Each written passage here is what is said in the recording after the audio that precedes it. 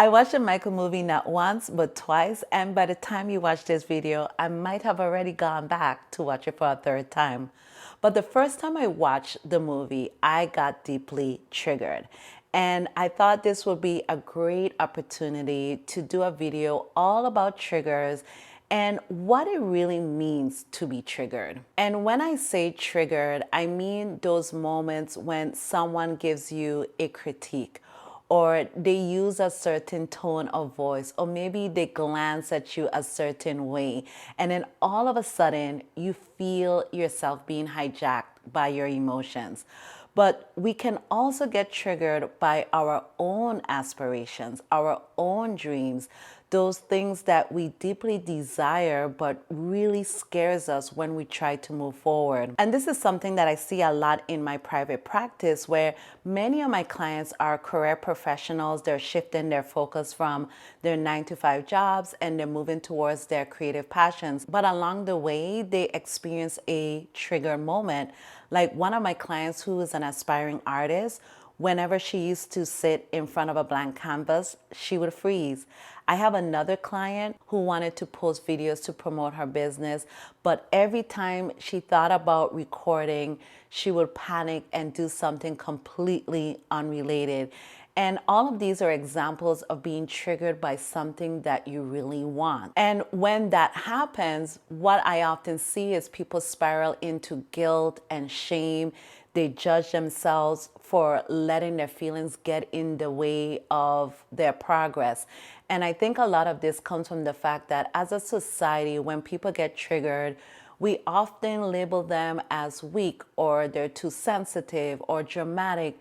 And to make it worse, sometimes the people around us gaslight our experience and tell us that we're making a big deal out of nothing. But what if instead of judging yourself when you get triggered, you took some time to understand why you're being triggered in the first place? When I learned how to use my triggers as a tool for personal growth, it became such a game changer, because sometimes what looks like overreacting or procrastination or avoiding is really your body saying, I don't feel safe in this moment. So in this video, we're going to dive deep into triggers, what they are, why they matter, and how they can become one of the most valuable teachers you'll ever meet.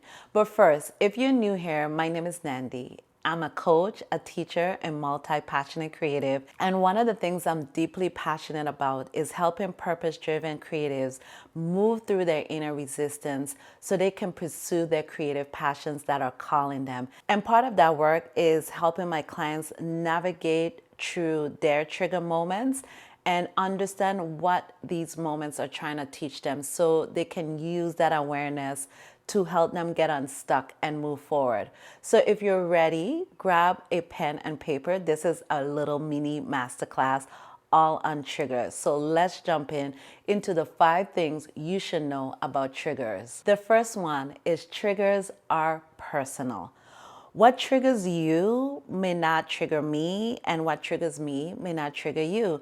And that's because we all experience the present moment through the lens of our personal history. So for example, there are probably many of you who watch the Michael movie and simply enjoy the music, the nostalgia, the performances, the story. And although I enjoyed the movie tremendously, there were moments where I got triggered, because there were particular scenes between Joe Jackson and Michael where their interaction reminded me of times in my own life when I didn't feel safe to be around my dad. Similar to Joe, my dad was that stern, strict disciplinarian type. He wasn't warm, he wasn't loving, and most times I felt very unseen by him. And in those moments when I did feel seen by him, I usually felt judged or criticized for just being myself. So just like Michael and how it was portrayed in the movie, I too grew up petrified of my dad. And this is not me blaming my dad for the way he showed up as a father, because I do believe he did the best that he could based on what he knew at the time. But the point I'm making is that my personal history with my father And seeing that dynamic portrayed on the big screen activated something in me. It was almost like my body said, hold up, we've had this similar experience before, and I remember the outcome was very painful. So triggers are not always about what is happening in front of you. They're about what your body remembers and how your body is interpreting that moment. And that's why I say triggers are personal. And sometimes people may not understand why you're triggered because they didn't have the same experience as you growing up. So let's go to our next point. Number 2, your triggers speak to you through your body. Before I could mentally process what was happening while I was watching the movie, my body was already talking to me. I remember feeling tension in my chest, knots in my stomach. There were moments where I was on the verge of tears. And because I've been deepening my relationship with my body, I recognized those sensations real quickly, and I knew I was having a triggered moment. But one of the biggest things that I see when people get triggered, they try to rationalize what they're feeling. And maybe you do this as well. Instead of admitting something is bothering you, you might say, I'm fine, or it didn't bother me, or like my grandmother used to say, I'm not gonna lose sleep over it. But meanwhile, your body is telling a different story. Your body might feel tense, your jaw might be tight, maybe there's pressure or heaviness in your chest. You probably feel angry, frustrated, anxious, or replaying that moment over and over, or just keep talking about it. And I think one of the reasons why many people avoid admitting they're triggered is because those feelings conflicts with the image they have about themselves. There's still so much shame and stigma around big emotions like anger, jealousy, fear, sadness, or even crying in public. Let's say you have a trigger moment and you feel like you want to cry, but you associate crying with being weak or being dramatic, like something is wrong with you. That feeling may conflict with the image you have of yourself as maybe being strong or stoic or unbothered. And because of that, you stuff those feelings down. But those tears are your body way of saying, something does not feel right. I don't feel safe or secure in this moment. I remember learning some time back that one way to think about emotions, it's energy in motion. So in other words, that energy doesn't disappear, it transforms. So all those feelings you're suppressing, that energy has to go somewhere. And sometimes it may turn into sleepless nights. Sometimes it turns into body aches or pains or anxiety or depression. And when we don't slow down long enough to listen to what the body is saying, we can end up having these big emotional reactions from our triggers. And so that takes me to my next point. Triggers can make you act out of character. I remember a few years ago when I worked in the federal government, I was asked to give a talk at a symposium, and there were about 100 people in that room, and it felt like all eyes were on me. And when I started to speak, my heart started pounding. It felt like it was going to burst out of my chest, and instead of speaking confidently, I shrank. My voice was trembling. I stumbled over my words. I was afraid to make eye contact. So I just stared completely at the paper in front of me. And afterward, I remember feeling so embarrassed. I replayed that moment over and over again. I kept asking myself, why did I act like that? Why didn't I show up as myself? And that's one of the clearest signs that you've been triggered, when your response doesn't feel like the real you. So you may say something you wouldn't normally say, or you may shut down when you really want to speak up, or you may say yes when you really want to say no, and you may get defensive or argumentative when you feel misunderstood. And we do this because there's something, again, about that present moment that's reminding our bodies of an old wound from the past. And what I see a lot in my work is that these wounds are often connected to our childhood. Looking back, I can see that giving that talk at the symposium triggered me because it reminded me of all the times I would say or do something and my dad would criticize me. So over the years, I learned how to keep myself small to avoid judgment or criticism. And when you're triggered, your body doesn't pause and say, what is the most grounded adult thing I can do? No, it responds from that younger part of you that learned how to survive. And we saw something similar in the Michael movie. On the stage, Michael showed up as this strong, embodied performer. But when it came time to speak up for himself around his dad, he would shrink. And it makes sense because as a child, when Michael spoke up or expressed his needs or went against his father, he would be punished or he would be criticized. So even as an adult, his body remembered, and that's how triggers work. They pull us out of our grounded adult self into these old survival patterns because your body believes it's protecting you from something that could potentially hurt you. So whenever you're feeling triggered, it's not a time to judge yourself. It's a moment to meet yourself with compassion and also curiosity, getting curious about what your body is trying to protect you from or what it's trying to communicate to you. Because sometimes shrinking is a form of protection from judgment or criticism. Sometimes saying yes when you really want to say no, it's protecting you from being abandoned by others. Sometimes avoiding hard conversation is protection from disappointing someone or having someone be upset with you. But here's the thing, the same response that once protected you in the past may be the very thing that's keeping you back from moving forward.